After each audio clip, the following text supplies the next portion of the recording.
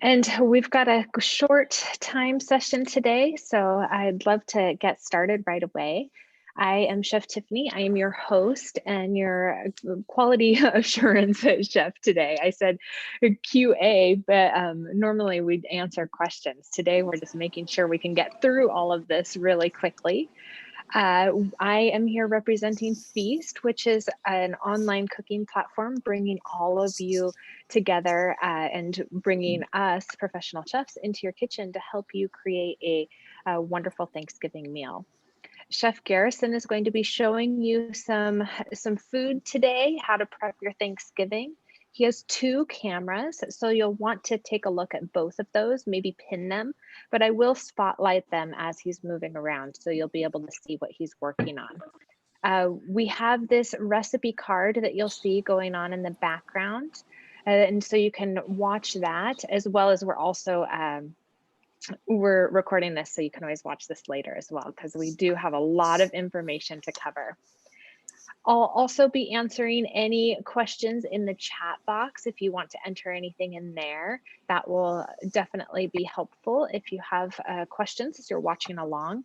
Again, since this is a large group and we've got a short amount of time, being on mute will be really helpful, as will entering those questions into the chat box so we can enter and take care of them there.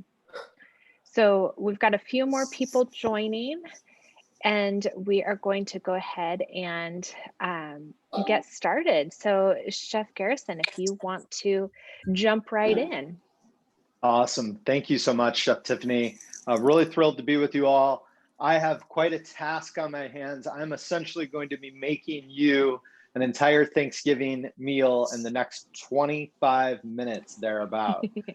So if anybody has any time to maybe stay after, we can do some Q&A.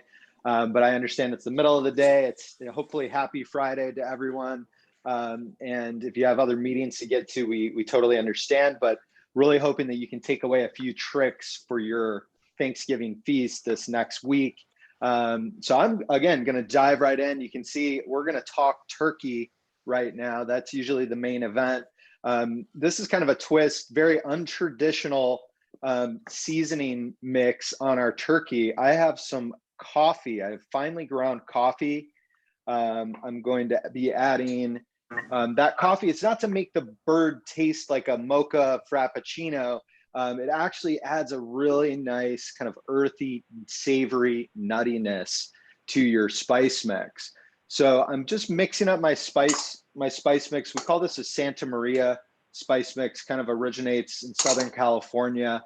And it's really great on a lot of different things, pork, beef particularly, but also turkey works really well here. So I just have coffee, some garlic powder, some salt, a little brown sugar, which is going to help aid in caramelizing and getting our skin nice and crispy.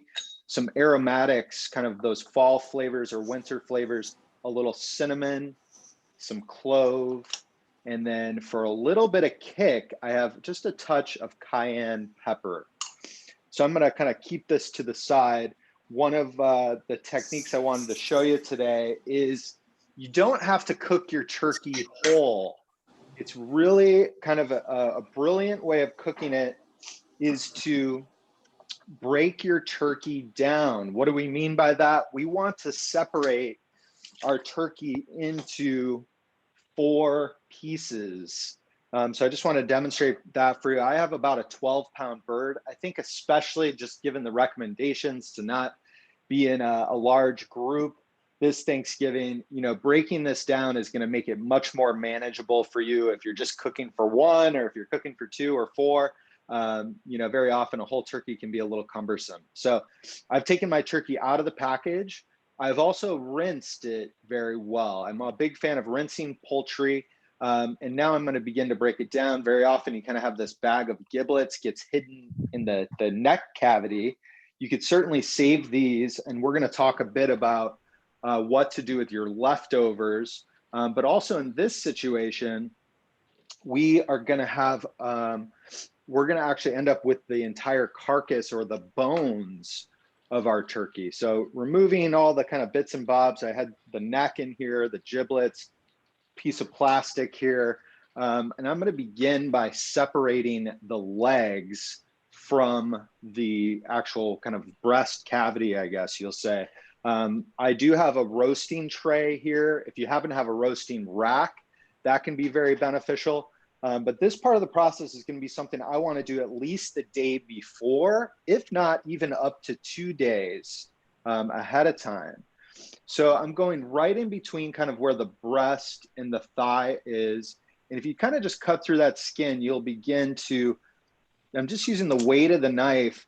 It kind of just opens itself up and I'm able to kind of push down on this thigh. And what I'm looking to do is just open up the joint here so that I can cut through where that hip bone connects to kind of the back. And I apologize if you're a vegetarian out there, you know, this is maybe not the most pleasant part, but this can definitely be a little daunting for the home chef. So I just want to try to demystify this for you. We're just separating out that leg, trying to kind of use the knife to ride along the bones so that we're not wasting too much of the meat. I'm going to do the same thing on the other side here.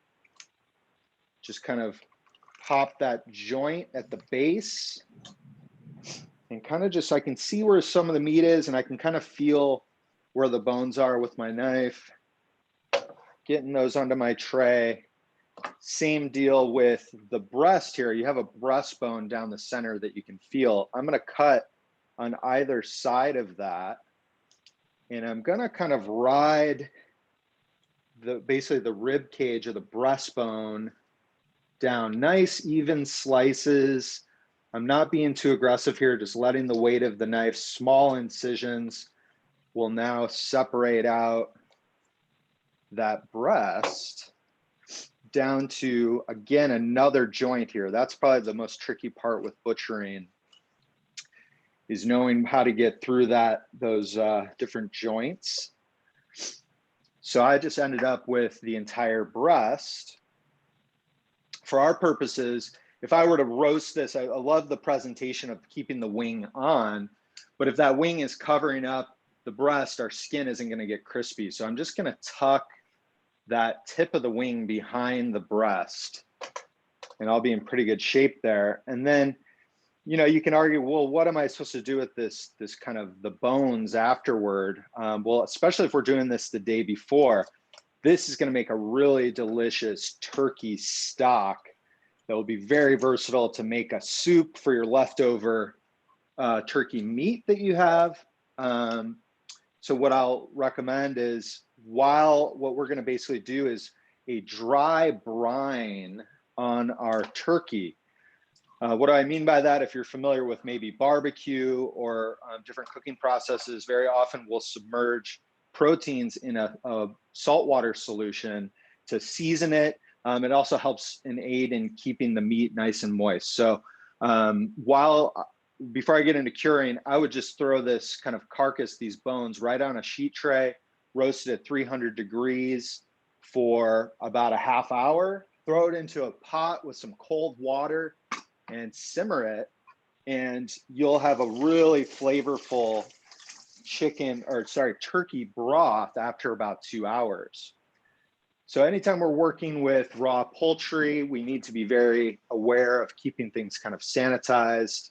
Hopefully we probably all have a little sanitizer solution or spray around these days. So back to my spice mix, I'm just mixing this up and I'm gonna kind of just get in here with my hands actually, but generously coating all sides of this turkey with this kind of really flavorful aromatic spice mix.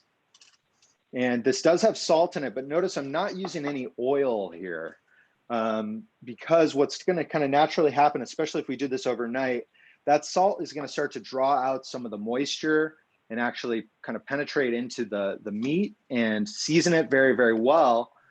It's also going to create a really great reaction with the skin, which should end up in a really nice, crispy, flavorful skin as well. So wanting to space this out, onto my sheet tray so that I'm not overlapping too much. And it's really as simple as that. We're basically cutting our cook time by about 2/3 with doing our turkey this way. So I would wrap this up, put this into the fridge, and then the day of, when I'm ready to cook, 425 degrees for about 45 minutes. So again, we're kind of just breezing through here. I'm just going to wash my hands up. And of course, by the magic of television, I have my turkey already finished. I had my oven again, 425, nice and hot. We're roasting that pretty intensely. And this is basically what I end up with. I have a half bird here. The biggest, I think, trick is, how do you know your turkey's done, right? Best case scenario is to have a digital thermometer. So I would be testing my turkey. I'm looking for the breast to be a minimum of about 160 to 165 degrees in the thickest part. And then for the thigh, we need to go a little hotter. We're looking more towards 180 degrees. But you can see here, I've got some really nice caramelization. I've got some nice juice that's rested on this tray. Another big part of this is don't slice that turkey up right when it comes out of the oven. Let's allow that turkey to rest, and that will allow those flavorful juices inside of the turkey to kind of settle, and will prevent that kind of age-old idea that turkey is dry. Brining it or dry curing it like we did, and then roasting it, allowing it to rest, you're gonna end up with a super tender, juicy turkey. Next up, I wanted to show you our roasted caramelized squash today. So if you look around in the store, nowadays there's a lot of different available types of squash out there. I've got an acorn squash and a butternut squash. Couple of tips for cutting this. Is a very dense vegetable, right? A really cool trick that Chef Tiffany taught me actually was pop this squash in the microwave for 5 minutes. It's gonna soften it up on the outside and make it a little easier to work with actually. So anytime we have a round object on a cutting board, it can be a little intimidating and not the most safe situation. So I'm gonna just make an incision in the top of here to kind of get through that skin. And then I'm gonna get kind of the center of my knife in that squash and just really simple, easy kind of rocking motion. I should be able to cut right through that. And again, if that's intimidating to you, pop it in the microwave. You'd be surprised how quickly or how easy it is to cut that in half. So I've cut my, in this case, acorn squash, butternut squash, kind of the same scenario. I'm just going to use a spoon, remove the seeds. And then we're going to end up kind of just cutting this in wedges or rings. And we want to get some nice caramelization. How are we going to achieve that? It is going to come through a little glaze that we're going to make. So for me, I'm just going to go straight across this squash, about a ½ inch thick. I don't want this squash to overcook. I do want it to be nice and tender. So cutting it a little thicker will allow it to cook, but also get some nice caramelization on the outside. So I've got my another roasting tray. You definitely are going to need to use the majority of your equipment arsenal in your kitchen. But I'm just going to lay these out. If you wanted to put some parchment down, I kind of have a non-stick cookie sheet here. Lay your squash out, and we're going to mix up a quick little spicy, sweet glaze for our squash. So I've got a little bowl here. I'm going to do about a ½ cup of honey. To that, I'm going to add 2 tablespoons of apple cider vinegar is one of our favorites, especially this time of year. And then we're gonna make this nice and spicy. So just a touch of cayenne pepper is gonna really, I'm not looking to make this burn your face off necessarily, right? But cayenne pepper is gonna add another nice layer of flavor. And then the heat element would be chili flake. So I'm being a little aggressive. I've got almost a full teaspoon of chili flake because I love that spicy flavor. And then smoked paprika is kind of the secret ingredient here. Awesome spice. Should be pretty readily available in most grocery stores. Just has this kind of nice little smoky element to it that is just a really cool kind of different twist and pairs really nicely with that spice mix we have on our turkey as well. And then we're going to need to season this with a generous amount of salt. So I'm going to do about 2 whole teaspoons of salt here. And let's add a little bit, about a tablespoon or so of extra virgin olive oil. And between that olive oil and that honey that's in there, we're going to get a really nice caramelization on our squash. So if you wanted to toss this all together in a bowl, for me, I'm just going to drizzle it right over the top of my squash. Kind of a little untraditional Thanksgiving here. I think it's fun to mix it up every once in a while. Still very familiar, but a little twist. So again, I'll give it a little shimmy shake. I'm going right into the oven, even with my turkey. 325 degrees, about 15 to 20 minutes. And again, of course, I'm ahead of the game here, is I have roasted mine for about 20 minutes. I've got some nice caramelization on here. That kind of liquid kind of evaporated. I have a nice sticky honey glaze here. The best way to tell if these are cooked, just give it a poke with a fork, just to make sure it's nice and tender. And if that squash kind of falls off of the fork, you know that it's done. Worst case scenario, cut off a little piece, taste it. Really important to taste what you're making as you go along. But that's going to be for our roasted squash. To accompany that, I'm going to make a little lemony yogurt. So even if you're kind of not into stuff that's too spicy, the beauty of this is that we're going to pair it with this yogurt. Kind of tangy yogurt is going to cool off any spice that you experience with that squash. Really great pairing. I'm just going to zest an entire lemon and add that to my yogurt. I am going to season with a bit of salt, about a half teaspoon of salt. And then I do want to get some more, just compound on that lemony flavor. Going to add a little lemon juice. Chef Tiffany is my mentor here. She taught me this one too. The lemon, cut side up in your hand, put it into your palm, give it a squeeze. Use your other hand for leverage if you need. And you should be able to keep all those seeds on top of that lemon and just get the juice in your yogurt here. Give it a mix.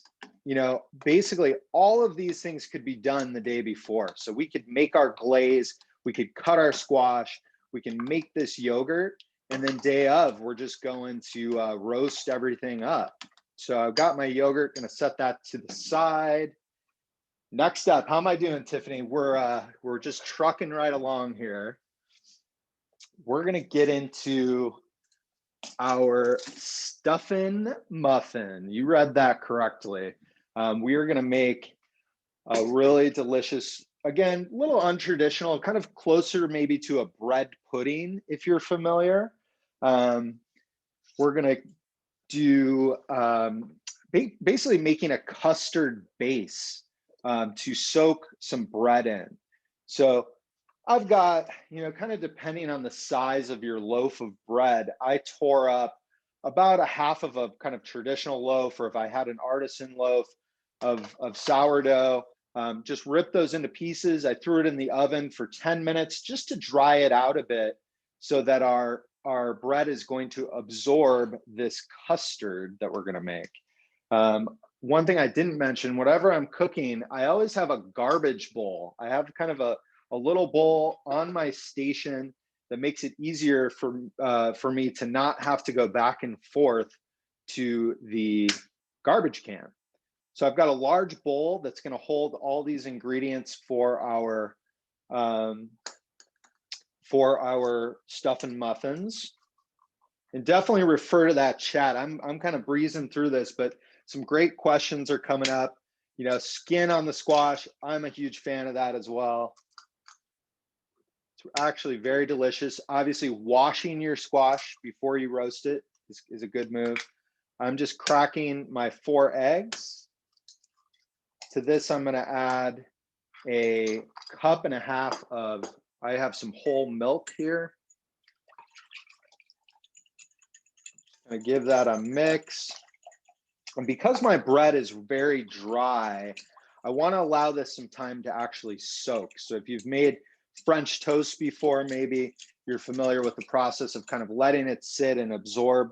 I just using a fork, whisked up my egg and milk mixture. I do want to season this. Big fan of seasoning in layers throughout the cooking process. So generous, about 2 tablespoons of salt here. Let's crack in some freshly ground black pepper. And pretty much straight away, I'm going to get my bread right in here because I, again, want this to soak a bit. This is just a fun kind of, doing it in the muffin tin kind of creates a little personalized individual stuffing portion for everyone, which is kind of fun. I've got some more ingredients for you. So I do have a saute pan on the stove, and I want to cook off I've got some cremini mushrooms here, thinly slice those. Leek, one of my favorite ingredients, great kind of lighter onion flavor, very elegant, little sweet.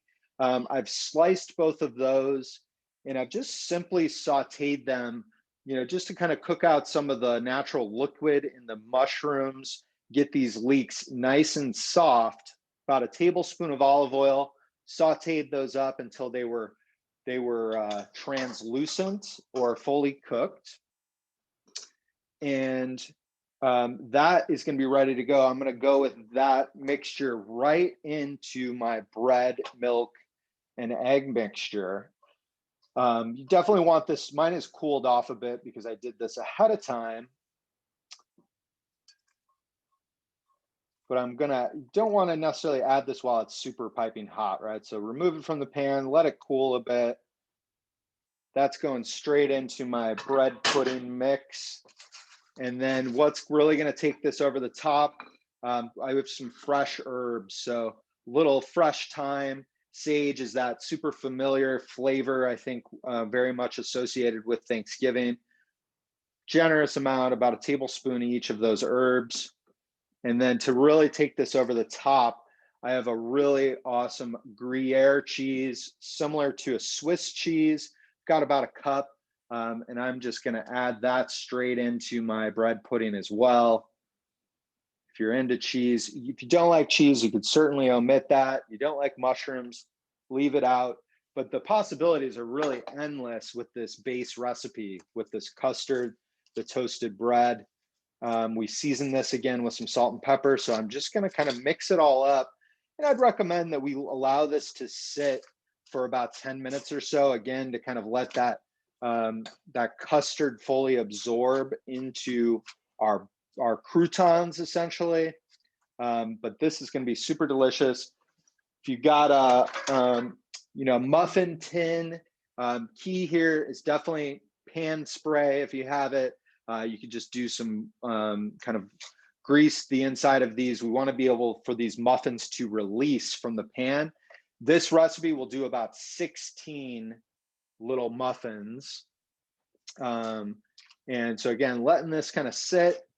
Of course, I'm ahead of the game. I'm going to set this aside. This is another thing that can easily be done the day before. We could have this in the fridge. when it comes to the day of, we just get our muffin trays out, we're filling those muffins and going right into the oven. Again, about 425. It's kind of nice. We're just keeping an even heat here, and just about 12 minutes. And I got some really nice caramelization on top of my muffins. Very excited about this. I am going to allow these to just rest for a moment, similar to my turkey. Anytime I'm pulling something out of the oven, I want to allow it some time to rest and relax, quite literally. And we are just right on our way here. Another little touch that I love, you have all this kind of richness and a lot of strong flavors. Let's just make a really simple salad to pair along with our meal today. So I'm a big fan of creating a vinaigrette in the bowl that I'm actually going to be mixing my lettuce greens in. So we're going to start with just about a teaspoon of whole grain mustard. To that, I'm going to add some, we can be a little, 1 teaspoon of mustard. We can do a teaspoon of honey. And this is a very traditional base for a vinaigrette. Mix that honey and mustard together. Again, we were using apple cider vinegar before. Let's go with that same type of flavor profile. If you didn't have apple cider, almost any vinegar is going to work here, or just straight up lemon juice would be delicious as well. So about 2 tablespoons apple cider vinegar. Usually the ratio then would be to add 2 tablespoons of olive oil. So usually equal parts olive oil and vinegar, or lemon juice if it were. That sweetness from the honey is going to balance that acidity of the vinegar. Mustard's adding some nice flavor here. And to this, I am going to just chop up some fresh parsley, and that's really going to bring this to another level, some herbaceousness and definitely some freshness. I have washed my parsley really well. Sometimes I don't mind the stems in this parsley, especially towards the tops. Sometimes these stems at the base are a little more fibrous and tough, so I can separate out those kind of bigger stems. But some of these smaller ones, I really don't mind. I'm going to bunch up my parsley, give this a slice. And, we're calling for bib lettuce today, but really any lettuce that you have is going to be, up to your preference. Tiffany and I talk a lot about your cook's intuition. So if it feels right, it looks right, you like it, there's nobody to tell you anything different. I'm going to add in my generous amount of chopped parsley, real rough chop. I didn't go too crazy getting it super fine. Definitely want to season our vinaigrette, right? So a little fresh pepper. Who doesn't like a little freshly cracked black pepper in their salad? Pinch of salt. Give that a mix. And now this is going to be ready to roll when I'm ready to dress my salad. So I don't want to do that too far ahead of time. And I think we're at a pretty good place now. I am going to dive right in to plating all of my goodies today. I'm going to start with my muffins, stuffing muffin. Love saying that. Pretty brilliant. You may find that your muffins may stick a little bit, so maybe taking a paring knife around the outside will help release those. Many of our muffin tins these days are already non-stick. So I've got a cute little, again, individual portion.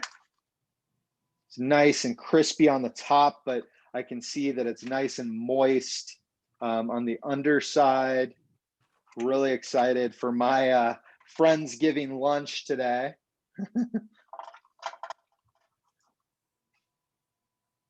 So just kind of stacking these up. These reheat really well too once they've been made. Really easy to pop those right back into the oven.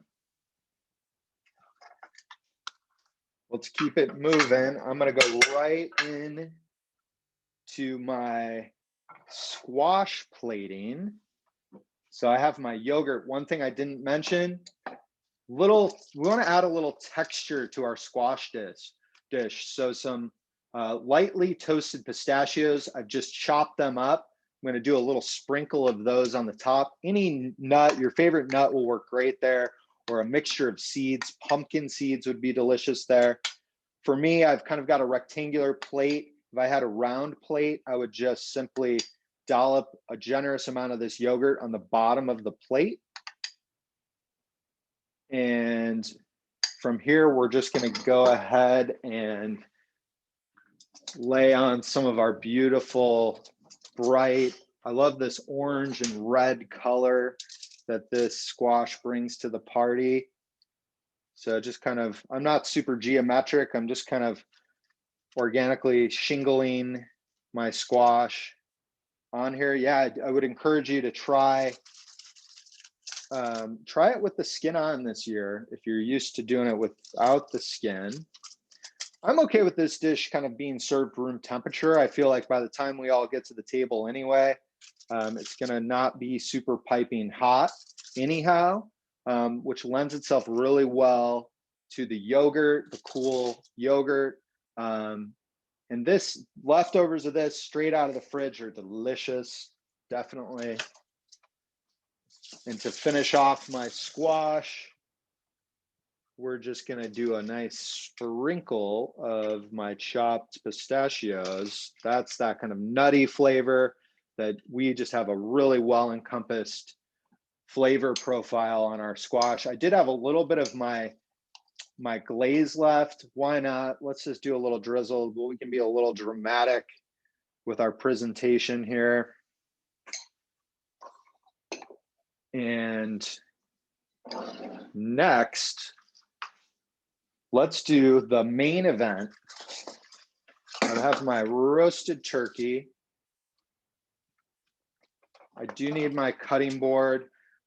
Very advisable to have a nice sharp knife here.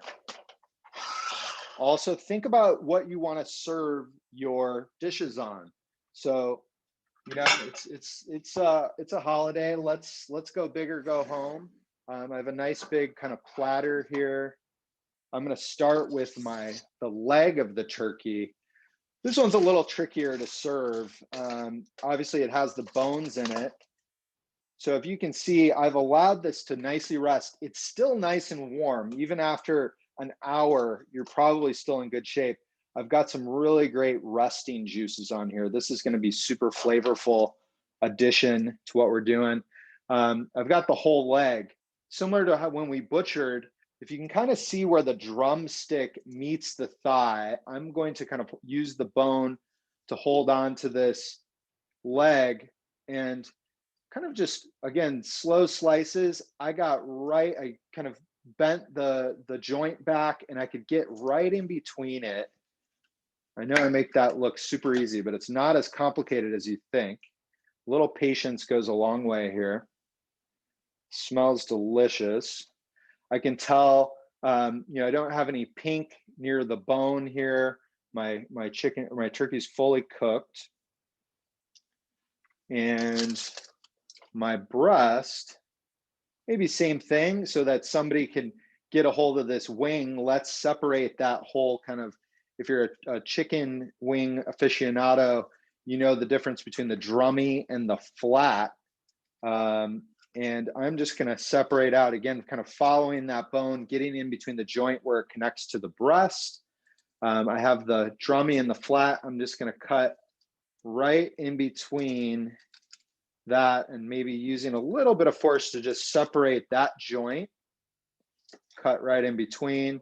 You might give that to the dog, but I'll save that piece for me. I love that crispy skin on that flat wing. And then the breast, really simple. It's all meat here. My advice is to go across kind of the skinnier way of the turkey breast. And up to you. I'm kind of in the mood to cut this a little thicker. I find if I cut it nice and thick, I'm retaining a little more of the juices inside of this. I definitely want a nice sharp knife so I can get through that crispy skin so that each piece of the breast has a little skin on it when we go to serve it. And I'm gonna just lay that out on my platter. Let's not neglect this awesome flavorful juice that we have on our plate or on our roasting tray. So I'm just gonna drizzle a little bit of this kind of nicely, has that brown sugar in it. So it's almost like a syrupy, salty, sweet, spicy glaze. And I am winning so far, I think. Lastly, I'm just gonna mix up my salad and we'll be pretty much ready to roll to the table. One thing I didn't do was, I do have some radishes here. So a little spice and freshness from some radishes is gonna be a great addition to my salad. So I'm just gonna give these a slice. If you're familiar with this process, I did clean these very well and just cutting them in half. And I don't mind the tops, but just gonna do a nice slice on these radishes. A little bright, kind of, again, fresh, spicy flavor here. And I've already cleaned my lettuces, so definitely want to check those out. Sometimes they're hydroponically grown and they're pretty clean. If you get a whole head of lettuce, just want to check on the roots of those or near the stems of the lettuce leaves to see if you see any dirt. My advice for cleaning lettuce is to just submerge it completely in water, let it sit for a couple minutes. That's going to loosen up any dirt that may be there. Go back to my salad bowl here. I'm just going to throw in my radishes to just get them starting to marinate in our mix, in our dressing. And I ended up with kind of a mixture of kale, radicchio, and I also have arugula. So I went a little AWOL with what's compared to our recipe, but I prefer kind of larger leaves if I can. So these radicchio leaves I left whole. If I were using bib lettuce or butter lettuce, I would definitely keep those as whole as I could, maybe ripping some of the larger pieces in half. But you know, the next thing, the best tool for the job here is a clean hand. I find I'm able to kind of actually feel the amount of dressing that I have coated on this lettuce mix. And again, this is kind of the last thing I'm doing right before I'm ready to serve. Make everybody eat their vegetables, right? And I'm gonna go right to the plate here, kind of starting with some of the larger leaves. And I notice I didn't choose a bowl. You could certainly serve it right in here, but I kind of love the presentation style of serving this salad on a plate and in layers. So as I go, I'm kind of fishing out some of those radishes that sunk to the bottom. And I want to do layers in my salad. I don't want to have all the garnish on the top. I want to have it mixed throughout. And I know this was quite literally a crash course here, but I am feeling pretty good about getting all this done. Chef Tiffany, what do you think? It all looks fantastic. Nice job, Chef. Thank you. And we've done this class a couple of times, and you know, really all of this stuff can be done in about an hour and a half. A little bit of prep work ahead of time. You know, the advice is definitely to cure or season that turkey the day before. You're going to really reap the benefits of that. Thank you, Chef. And I know we've gone through a lot of things and we've gone over a little bit, but if anyone has any questions, now is a great time to ask those questions of Chef while we have him. And definitely, we're happy to ask those or answer those questions as they come up as you're cooking along. Feel free to send us messages on our Instagram or our Facebook or through our email, which is info@Fēst Cooking. Feast is spelled F-E-S-T. And we'd be happy to answer those questions for you as well.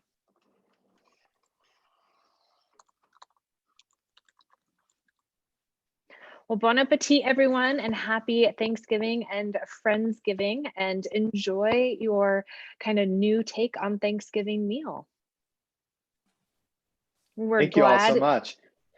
We're glad to get to spend the afternoon with you or morning, wherever you are. And again, thank you for taking part in this presentation. Thank you.